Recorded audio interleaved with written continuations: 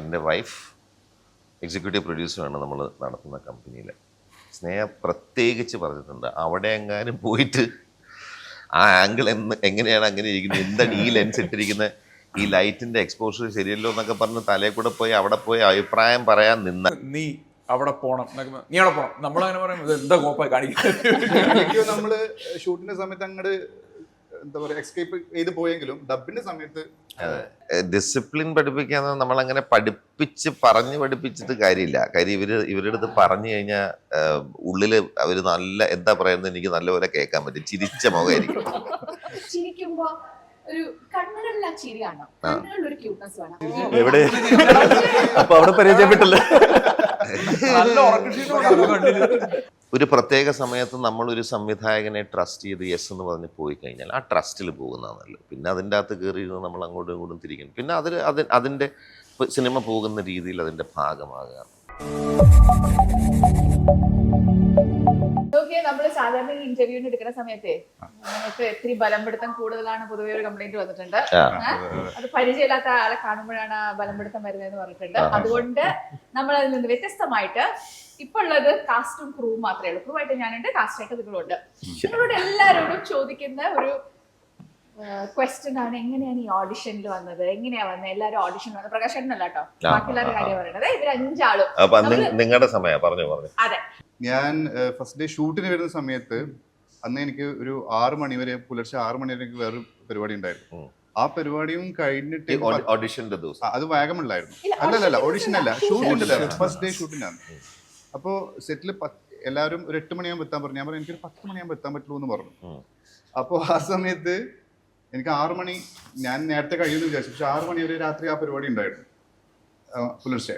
അങ്ങനെ അത് കഴിഞ്ഞ് എത്തുമ്പോഴേക്കും 10 മണിക്ക് എത്താൻ പറ്റുമോ ഇല്ലയോ എന്നുള്ള ഡൗട്ടില് ഷാലിനി എപ്പോൾ വിളിക്കാൻ, എവിടെ എല്ലാവരും എത്തിയല്ലോ, ഷനൂദിനെ കാണുന്നില്ല എന്ന് പറഞ്ഞു.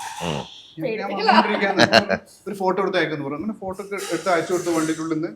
എന്നിട്ട് പറഞ്ഞു ഷനൂദ്, എന്നിട്ട് ഒരു മണിക്കൂറിന് ശേഷം ഷനൂദ് അഥവാ 10 മണിക്ക് എക്സാക്ട് എത്തിയിട്ടില്ലെങ്കിൽ വേറെ കാസ്റ്റിന് ഓൾറെഡി ഇവിടെ സെറ്റ് ചെയ്ത് വെച്ചിട്ടുണ്ട്, ഓക്കെ ഫിലിമിൽ ഉണ്ടാവും. ഞാനാണെങ്കിൽ ഇങ്ങനെ വിറക്കുകയാണെങ്കിൽ സെറ്റ്. അപ്പൊ എനിക്ക് വിമാനമല്ലല്ലോ,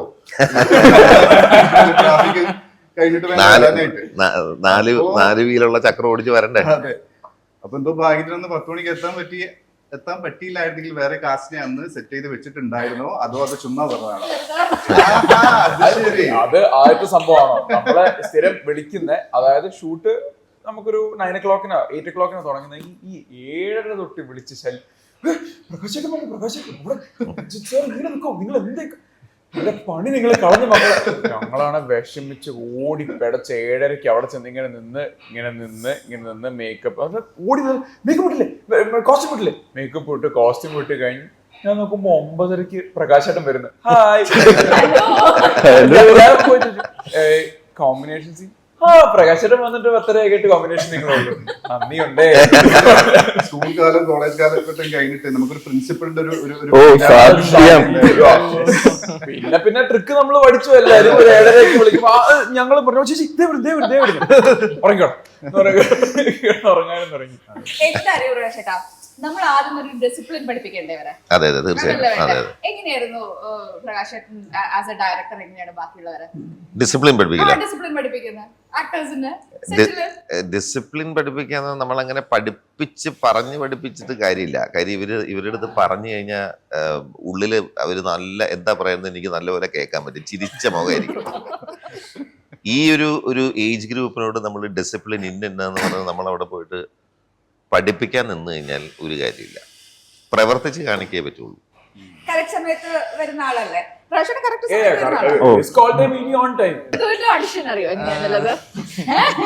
ഋതുവിനോട് ആൾക്കാർ ചോദിക്കുമ്പോ എങ്ങനെയാ ഋതു വന്നത്? എനിക്കിങ്ങനെ കാസ്റ്റിംഗ് കോള് വന്നു, ഇങ്ങനെ ശാലിനി കാസ്റ്റിംഗ് ഡയറക്ടർ വിളിച്ചു, ചേച്ചി 3 റൗണ്ട് ഓഡിഷൻ ചെയ്തു, അങ്ങനെ എടുത്തു. ഇങ്ങനെയാണ് എടുത്തത്. അല്ല അതുവരെ കറക്റ്റ് ആണ്. ഇപ്പം എനിക്ക് തോന്നുന്നു ഷൂട്ട് 10-ാം തീയതി ഡിസംബർ നവംബർ അല്ലെ 10-ന് സ്റ്റാർട്ട് ചെയ്യാം. അതിന് മുമ്പ് ഒരു 3 ദിവസം മുമ്പേ ലുക്ക് ടെസ്റ്റ് ഉണ്ട് ഞങ്ങൾക്ക് എല്ലാവർക്കും. അപ്പം ഞങ്ങളെല്ലാവരും വന്ന് റെഡി ആയിട്ടിരിക്കുകയാണ്. ഞാൻ വന്നിരുന്നു, സജലുണ്ട്, ഷനൂദുണ്ട്. അപ്പം ഞങ്ങൾ ഇത്രയും പേരിക്കുമ്പോൾ ഷാലിനി എന്നെ മാത്രം വിളിച്ചുകൊണ്ട് പോയി. അപ്പം തന്നെ എൻ്റെ നെഞ്ച് ഇടിക്കാൻ തുടങ്ങി. എന്തിനായിരിക്കും? ഞാൻ അപ്പുറത്തോണ്ടിരുത്തിട്ട് ചോദിച്ചു, നീ എന്താ ചെയ്തത് ഇത്രയും ദിവസം? ഞാനൊന്ന് വെയിറ്റ് കുറവാണ്. അല്ല, അതിനു മുൻപ് ഓൾറെഡി ഈ ഓഡിഷൻ വിളിക്കുന്ന സമയത്തെ സാറ്, രഞ്ജിത്ത് സാർ അറിയാലോ, രഞ്ജിത്ത് സാർ ഒരു കഥാപാത്രം മനസ്സിൽ വെക്കുമ്പോൾ കൃത്യമായിട്ട് അറിയാം അയാളുടെ ഹൈറ്റ് ഇത്ര വേണം, അയാളുടെ വെയിറ്റ് ഇത്ര വേണം, അയാൾ ഇങ്ങനെ നോക്കണം, അയാളുടെ ബാക്ക്ഗ്രൗണ്ട് ഇതായിരിക്കണം. അതുകൊണ്ട് തന്നെ ആ ജീവിതത്തിലൂടെ വരുന്നതുകൊണ്ട് ഇയാളുടെ ലുക്ക് മൊത്തത്തിൽ ഇങ്ങനെയൊക്കെയാണ്. അപ്പം ഈ അരുൺ അയ്യപ്പൻ എന്ന് പറയുന്ന ഒരു ചെയ്യുന്ന കഥാപാത്രത്തിന് കൃത്യമായി പറഞ്ഞിട്ടുണ്ടായിരുന്നു, ഈ കഥാപാത്രത്തിന്റെ കഥാഗതിയിൽ ആളുകൾക്ക് ആ മുഖത്തോട് ഇഷ്ടം തോന്നണം. അപ്പൊ അതിന് വേണ്ടിയിട്ട് നല്ല ചിരിയായിരിക്കണം ഒന്ന് പറഞ്ഞത്. പിന്നെ ചിരിക്കുമ്പോ ഒരു കണ്ണുകളിൽ ആ ചിരി കാണണം, കണ്ണുകളിൽ ഒരു ക്യൂട്ട്നെസ് വേണം. ഈ രണ്ടാണ് ആദ്യം എവിടെ അപ്പൊ അവിടെ പരിചയപ്പെട്ടില്ല. ഈ ഒരു സിനിമയില് പ്രകാശൻ ഒരു ഡയറക്ടർ ആയതുകൊണ്ട് തന്നെ always wanted to ask this question. എപ്പോഴെങ്കിലും ഒക്കെ നമ്മൾ ചില ഷോട്ടുകൾ വെക്കുമ്പോൾ, ചില സീനുകൾ കമ്പോസ് ചെയ്യുന്ന സമയത്ത് ഒരു ഡയറക്ടർ പെർസ്പെക്റ്റീവ് നിന്ന് എപ്പോഴെങ്കിലും തോന്നിയിട്ടുണ്ടോ ഈ ഒരു സീൻ ഇങ്ങനെ കമ്പോസ് ചെയ്തിരുന്നെങ്കിൽ, അങ്ങനെ ചെയ്തിരുന്നെങ്കിൽ, അങ്ങനെ ഒരു ചിന്ത വരാറുണ്ടോ? ഇല്ല, നാച്ചുറൽ ആയിട്ട് വരാനുള്ള ചാൻസസ് ഉണ്ടല്ലോ. പക്ഷെ ആദ്യത്തെ സിനിമ ചെയ്യുന്ന സമയത്ത് അത് റിപ്പീറ്റഡ് ആയിട്ട് ഈ സിനിമയിലും അത് സംഭവിച്ചു. വീട്ടിൽ നിന്ന് ഇറങ്ങുന്ന സമയത്ത് സ്നേഹ, എൻ്റെ വൈഫ്, എക്സിക്യൂട്ടീവ് പ്രൊഡ്യൂസറാണ് നമ്മൾ നടത്തുന്ന കമ്പനിയിൽ. സ്നേഹ പ്രത്യേകിച്ച് പറഞ്ഞിട്ടുണ്ട്, അവിടെ എങ്ങാനും പോയിട്ട് ആ ആംഗിൾ എങ്ങനെയാണ് അങ്ങനെ ഇരിക്കുന്നത്, എന്താണ് ഈ ലെൻസ് ഇട്ടിരിക്കുന്നത്, ഈ ലൈറ്റിൻ്റെ എക്സ്പോഷർ ശരിയല്ലോ എന്നൊക്കെ പറഞ്ഞ് തലയിൽ കൂടെ പോയി അവിടെ പോയി അഭിപ്രായം പറയാൻ നിന്നാൽ ഞാൻ അറിയും, എനിക്കറിയാവുന്ന പലരും അവിടെ ഉണ്ട്, അതുകൊണ്ട് അങ്ങോട്ട് പോകണ്ടെന്ന് വളരെ സ്ട്രിക്റ്റ് ആയിട്ട് എൻ്റെ അടുത്ത് പറഞ്ഞ സ്ഥിതിക്ക് ഞാൻ അവിടെ ഒരു രീതിയിലും ആ കണ്ണുകളിലൂടെ നോക്കാറില്ല. കാര്യം നോക്കിക്കഴിഞ്ഞാൽ ഇതിൻ്റെ അകത്തെ പ്രശ്നം, നമ്മൾ ഇപ്പം ഞാനൊരു ഒരു ഇപ്പം ഒരു ചെറിയൊരു കഥ പറയുന്ന, ഞാൻ പറയുന്ന രീതിയും ശാലിനി പറയുന്ന രീതിയും നമ്മൾ ആരെങ്കിലും ഒരാൾ പറയാം, എല്ലാം വ്യത്യസ്തമായിരിക്കും. അതിൻ്റെ ഇടയിൽ കൂടെ നമ്മൾ ഒരാൾ കഥ പറഞ്ഞു പോകുന്നതിൻ്റെ ഇടയിൽ അത് ആ തലയിൽ മാത്രം നടക്കുന്ന ഒരു പ്രോസസ്സ്. അത് ഓരോ ദിവസവും അത് ഇമ്പ്രൂവൈസ് ചെയ്ത് പോകൊണ്ടിരിക്കുന്നത് എന്ന് ഇങ്ങനെ പോകാമെന്ന്. അതിൻ്റെ ഇടയിൽ നമ്മൾ കൺസീവ് ചെയ്യാത്തൊരു കാര്യം എൻ്റെ ഒരു എസ്തെറ്റിക്സോ അല്ലെങ്കിൽ എൻ്റെ ഒരു കാഴ്ചപ്പാടോ അതിൻ്റെ അകത്ത് കൊണ്ടിട്ടിട്ട് കാര്യമില്ല. അപ്പോൾ തീർച്ചയായിട്ടും ആ ഭാഗത്തോട്ടേ നോക്കാറില്ല. പിന്നെ രഞ്ജി ചേട്ടനോട് എനിക്ക് ഈ പറയുന്ന എക്സ്ട്രീംലി ഭീകരമായ റെസ്പെക്റ്റ് ഉണ്ടെങ്കിലും എനിക്ക് എവിടെയോ ഒരു ഫ്രീഡം ഉണ്ട് താനും. അത് രഞ്ജി ചേട്ടൻ വളരെ ക്ലിയർ ആയിട്ട് പറയാതെ തന്നെ ആ സ്പേസ് ചിലപ്പോൾ എൻ്റെ അടുത്ത് എന്ത് തോന്നി പ്രകാശ് എന്ന് ചോദിക്കാറുണ്ട്. അപ്പം അതുള്ളതുകൊണ്ട് ചില സമയത്ത് എനിക്ക് നിവൃത്തിയില്ലാത്ത ചില സമയത്തൊക്കെ നമ്മളിൽ ആ സ്വഭാവം ഉള്ളത് കൊണ്ട് ഞാൻ പറയും ബാക്ക്ഗ്രൗണ്ടിലെ മേ ബി അത് ഒന്നുകൂടെ പോകാൻ തോന്നിയിട്ടാണ്. അതൊന്നുകൂടെ പോകാം. ഒന്ന് രണ്ട് സ്ഥലങ്ങളിലൊക്കെ നമുക്കത് ചിലപ്പം വരുമല്ലോ നാച്ചുറലായിട്ട്. ചിലപ്പോൾ ആ സമയത്ത് ഒരാൾക്ക് എല്ലാവർക്കും ചിലപ്പോൾ ചില ടേക്കിൽ ശ്രദ്ധിക്കാൻ പറ്റാത്തൊരവസ്ഥ വന്നു കഴിഞ്ഞാൽ, എപ്പോഴൊന്നും അല്ല കേട്ടോ, ഒന്ന് രണ്ട് പ്രാവശ്യം അങ്ങനെ ഞാൻ പറഞ്ഞിട്ടുണ്ടെങ്കിൽ അത് റെസ്പെക്ട്ഫുൾ ആയിട്ട് തന്നെ ഇമ്മീഡിയറ്റ്ലി അത് എടുക്കുകയും ചെയ്തിട്ടുണ്ട്. അപ്പോൾ പക്ഷെ അത് വരാതിരിക്കുന്നതാണ് നല്ലത്.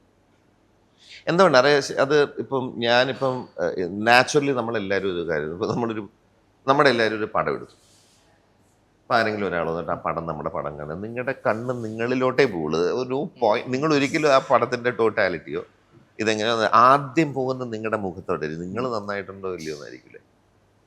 അപ്പോൾ അത് തന്നെ സിനിമയിൽ നമുക്ക് ആ സമയത്ത് ഞാൻ നല്ലപോലെ ചെയ്തിട്ടുണ്ടോ, ബാക്കിയുള്ളവർ എന്താണ് എന്നുള്ളൊരു തോട്ട് പ്രോസസ്സൊക്കെ വരാമല്ലോ. ഞാൻ എങ്ങനെയുണ്ട്, അതാണല്ലേ അതിൻ്റെ ഒരവസ്ഥ. അതുകൊണ്ട് അതും ഞാൻ പറയുന്ന അതും നമ്മളൊരു സെറ്റിൽ ഒരു പ്രത്യേക സമയത്ത് നമ്മളൊരു സംവിധായകനെ ട്രസ്റ്റ് ചെയ്ത് യെസ് എന്ന് പറഞ്ഞ് പോയി കഴിഞ്ഞാൽ ആ ട്രസ്റ്റിൽ പോകുന്നതാണ് നല്ലത്. പിന്നെ അതിൻ്റെ അകത്ത് കയറിയിരുന്ന് നമ്മൾ അങ്ങോട്ടും ഇങ്ങോട്ടും തിരിക്കണം. പിന്നെ അതിൻ്റെ സിനിമ പോകുന്ന രീതിയിൽ അതിൻ്റെ ഭാഗമാകുക. അപ്പം ഞാൻ തോന്നാറില്ല എന്ന് പറഞ്ഞാൽ എഫേർട്ട് എടുത്ത് തോന്നിക്കാറില്ല. ഉൾപ്പെടെ എല്ലാവരും ഇപ്പൊ സിനിമയിൽ അഭിനയിച്ചു, ആദ്യത്തെ സിനിമ കഴിഞ്ഞു, നിങ്ങളെല്ലാവരും കുറെ റീൽസിലും അല്ലാതെ ഷോർട്ട് ഫിലിംസും ഒക്കെ ചെയ്ത കുട്ടികളൊക്കെ തന്നെയാണ്. അപ്പൊ ഇപ്പോഴത്തെ ഒരു രീതി അനുസരിച്ച് ഈ ഡയലോഗ് ഡെലിവറി എന്ന് പറയുന്നത്, ഇപ്പൊ ഡയലോഗ് എഴുതുന്ന പോലെ വളരെ കാഷ്വൽ ആയിട്ടുള്ള ഡയലോഗ്സ് പഠിച്ച് അല്ലെങ്കിൽ അത്തരത്തിലുള്ള കാര്യങ്ങൾ അഭിനയിച്ചൊക്കെ പരിചയമുള്ള ആളിൽ നിന്ന് ടോട്ടലി ഡിഫറെന്റ് ആയിട്ടുള്ള ഒരു ഡയലോഗ്സ് എഴുതുന്ന ഒരു സിനിമയാണ്, ഡയലോഗ് പറയേണ്ടി വരുന്ന ഒരു സിനിമയാണ് ലോ ആൻഡ് ഓർഡർ എന്ന് പറയുന്നത് അല്ലെ. കുറച്ചുകൂടി ഡ്രമാറ്റിക് ആയിട്ടുള്ള, കുറച്ചുകൂടി എഴുത്തിൽ കുറച്ചുകൂടി ഡെപ്ത് ഉള്ള കുറെ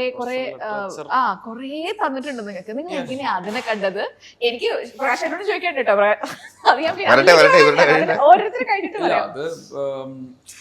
ഫസ്റ്റ് ടൈം ഇപ്പം ഞാൻ നൈഫൽ പഠിക്കുമ്പം അവിടെ മറ്റേ സ്ക്രിപ്റ്റ് ഒക്കെ നേരത്തെ തന്ന് യു ഗെറ്റ് എ ഡേ അങ്ങനെയൊക്കെ. സോ ഐ വാസ് ലൈക്ക് ഇവിടെ വന്നിട്ട് ഞാനിങ്ങനെ എഡീസിൻ്റെ അടുത്തൊക്കെ ചോദിച്ചു അസോസിയേറ്റ് അസിസ്റ്റന്റ് എന്താണ് നമ്മുടെ എനിക്ക് ആ സ്ക്രിപ്റ്റ് നേരത്തെ പറയേണ്ട സാധനങ്ങളൊക്കെ തന്നിരുന്നെങ്കിൽ വായിച്ചു പഠിച്ച് മനപ്പാടമാക്കി പറയായിരുന്നു. തരാം എന്നൊക്കെ പറഞ്ഞ് ഈ പറയുന്ന പോലെ ഷോർട്ടിന് 5 മിനിറ്റ് മുമ്പ് ഒരു വെള്ളക്കടലാസിൽ എഴുതിക്കൊണ്ട് വരും ഒരു 5 ഡയലോഗ്.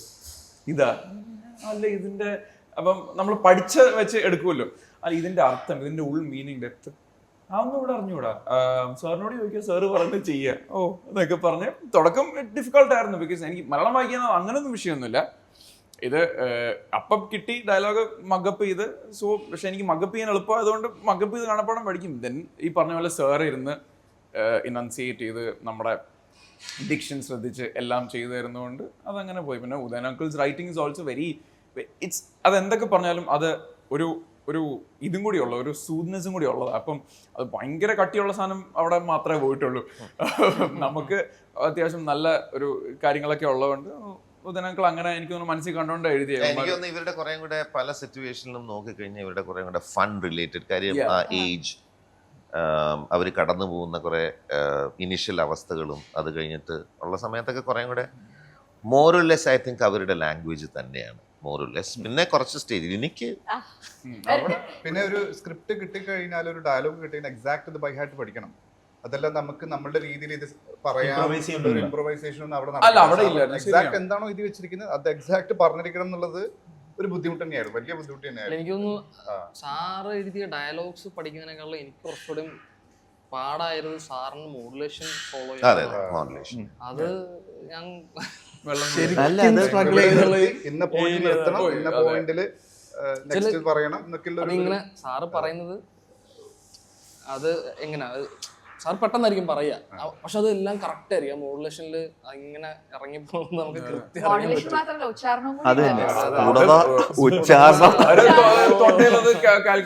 നീ അവിടെ പോണം, നീ അവിടെ പോണം, നമ്മളങ്ങനെ പറയുമ്പോൾ എന്താ കോപ്പായി കാണിക്കുന്നത്. നമ്മള് ഷൂട്ടിന്റെ സമയത്ത് അങ്ങോട്ട് എന്താ പറയാ എസ്കേപ്പ് ചെയ്ത് പോയെങ്കിലും ഡബിന്റെ സമയത്ത് നമ്മൾ പിടിച്ചു. അവിടെ ഉച്ചാരണത്തില് അവിടുന്ന് വെള്ളം കുടിച്ചു. സാറ് തന്നെ അവസാനം ഒരു ട്രിക്ക് എന്ന രീതിയിൽ സാറ് പറഞ്ഞു ഫോൺ ഉണ്ടോന്ന് ചോദിച്ചു. ഉണ്ട്, റെക്കോർഡ് ചെയ്തോളാൻ പറഞ്ഞു. അങ്ങനെ പിന്നീട് ഞാനും റിനോഷും തമ്മിൽ ഇങ്ങനെ ഒരു ഹോട്ടലിൽ ഇരുന്നുള്ള സീനിൽ ഞങ്ങൾക്ക് അത്യാവശ്യം ഉണ്ട് ഒരുപാട് ഡയലോഗ്സ് അങ്ങോട്ടും ഇങ്ങോട്ടും. അപ്പോൾ സാറ് പറഞ്ഞ് ഇത് ഞാൻ അപ്പുറത്ത് ഇപ്പുറത്തും 2 ക്യാമറ ഷെയർ എടുക്കുന്ന പെട്ടെന്ന് പറയേണ്ടി വരും എന്ന് പറഞ്ഞു. അപ്പം സമയമില്ല. സാറ് പറഞ്ഞ് ഫോൺ എടുത്ത് റെക്കോർഡ് ചെയ്തോളാൻ പറഞ്ഞു.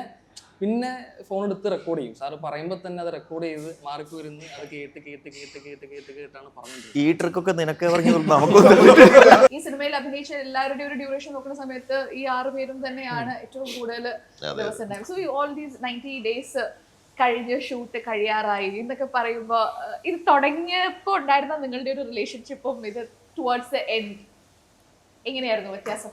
ഓഡീഷൻ വന്ന അന്ന് മുതൽ നമ്മളെല്ലാവരും ജെല്ലായതാണ്. അപ്പോൾ ഓഡീഷൻ അന്ന് മുതൽ അതിന് ശേഷം ഓരോരോ ഒത്തുകൂടാറുണ്ട്, എല്ലാവരും പുറത്ത് പോവാറുണ്ട്, ഒബ്സർവേഷൻസ് ചെയ്യാൻ പോവാറുണ്ട് അന്ന് മുതൽ. അപ്പോൾ ആസ് ആക്ടേഴ്സ് നമ്മളെല്ലാവരും ഈ ഒരു ഓപ്പർച്യൂണിറ്റി ഒരുപാട് ആഗ്രഹിച്ച ആൾക്കാർ.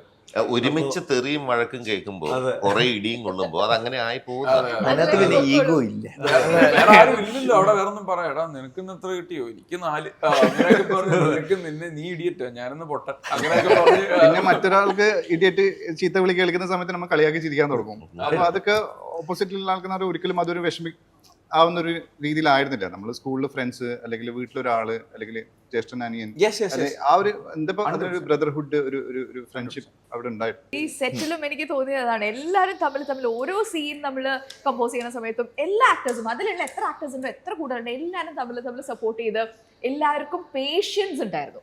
അതാണ് പ്രകാശേട്ടനൊക്കെ എന്തൊരു പേഷ്യൻസ് ആണെന്ന് ഞാൻ അഭിരാമി എല്ലാവർക്കും എന്തൊരു പേഷ്യൻസ് ആണെന്ന് അപ്പോഴാണ് കാണുന്നത്. സോ എന്തായാലും നല്ലൊരു സിനിമ നമ്മൾ 90 ദിവസം ഷൂട്ട് ചെയ്ത് അത് ഇറങ്ങാൻ പോവാം. നിങ്ങൾക്കൊക്കെ നല്ല നല്ല വേഷങ്ങൾ കിട്ടട്ടെ കേട്ടോ. കാരണം നിങ്ങളൊക്കെ നന്നായിട്ട് വരുമ്പോഴാണല്ലോ ഒരു കാസ്റ്റിംഗ് ഡയറക്ടർ അല്ലെങ്കിൽ അസോസിയേറ്റ് ഉള്ള നിലയ്ക്ക് എനിക്ക് സന്തോഷമാവുള്ളൂ. സോ എല്ലാവർക്കും all the very best. Prakash ചേട്ടാ ഓൾ ദ വെരി ബെസ്റ്റ്. ഇനി Thank നല്ല you നല്ല and- ക്യാരക്ടേഴ്സ് ഒക്കെ കിട്ടട്ടെ. അതെ എല്ലാവർക്കും അതെ എല്ലാവർക്കും നമ്മൾ ചെയ്യുന്ന എല്ലാ എന്തൊക്കെയാണോ നമ്മൾ ജീവിതത്തിൽ ചെയ്യുന്ന എല്ലാം നല്ല ഒരു സ്റ്റെപ്പ് ബൈ സ്റ്റെപ്പ് ഉയർന്നു വരട്ടെ. Supreme power. All the best. Good luck. Thank you. So thank you so much. Thank you Thank you.